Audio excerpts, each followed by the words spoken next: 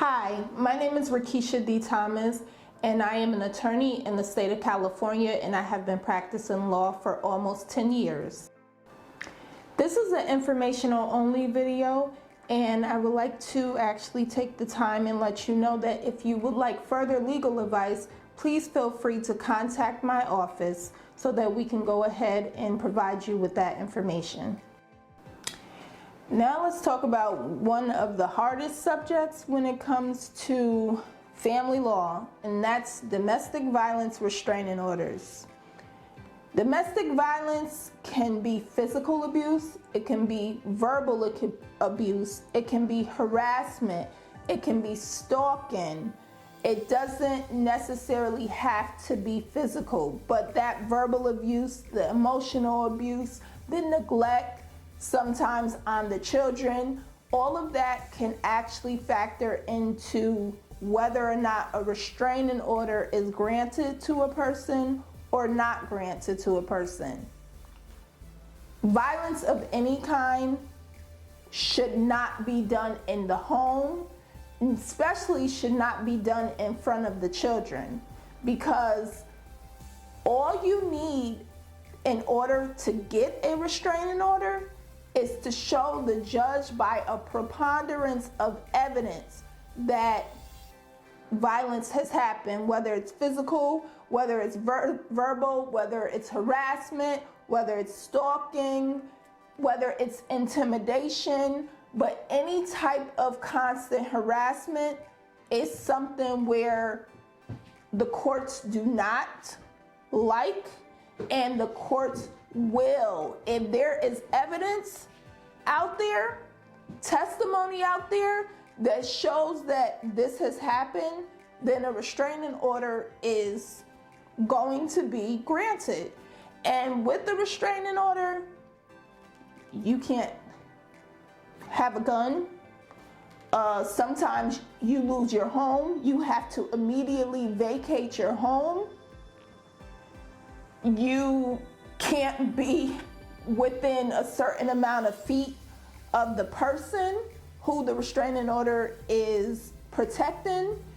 Sometimes you can't even have visitation with your children. And I know for parents, that is one of the most devastating things that there is. Because of your actions, now you can't see your children. And this is something that can go from a year to 5 years to permanently. So we don't like violence. Violence is never okay. The courts don't like violence. And to be honest with you, a preponderance of evidence is very, very small. Sometimes you have beyond a reasonable doubt. That's in criminal law. That's a big thing, to prove something is beyond a reasonable doubt. But to prove that something is just the preponderance of evidence, that it's likely that it happened, that's very small. So my advice is please, please don't be physically abusive. Don't be verbally abusive. Don't harass, don't stalk. Just be peaceful. If you can't be peaceful in the home with your spouse, then find the peace, but don't have to come to court for a restraining order, because it is very, very, very hurtful to you as well as to your family, to your kids, when there's a restraining order placed against you, or when you have to be the person protected from a restraining order. So, restraining orders, I don't advise it, but please be careful out there. Okay, and just say that you've been served with a temporary restraining order, and you read through the restraining order, you read all of the allegations that someone has made against you, and you see that none of it is true. It is false. None of it is true. What you don't want to do is you don't want to ignore the restraining order. There's always a date to either make it permanent or to dismiss the restraining order. You want to make sure you are at that court date. You have the evidence to counter all of the false allegations.